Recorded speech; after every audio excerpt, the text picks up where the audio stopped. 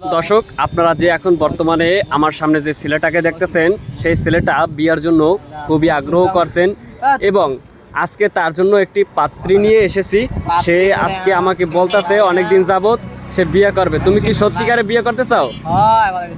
কতটা পরিমাণ বিয়ে করতে চাও? তোমার জীবনে বিয়ে না করলে কি হয় না?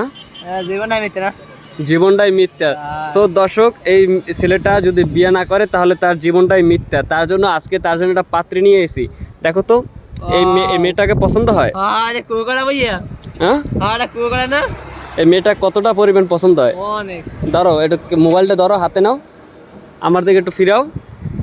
দর্শক, দেখতে পারতেছেন যে আজকে এই ছেলের জন্য এই মেয়ে আমরা খুঁজে পেয়েছি। এই মেয়ে আমাদের হোয়াটসঅ্যাপে নক দিয়েছে এবং বলছে যে ভাইয়া, আপনার আগের ভিডিওটা দেখে এই ছেলেকে আমার খুব পছন্দ হয়েছে।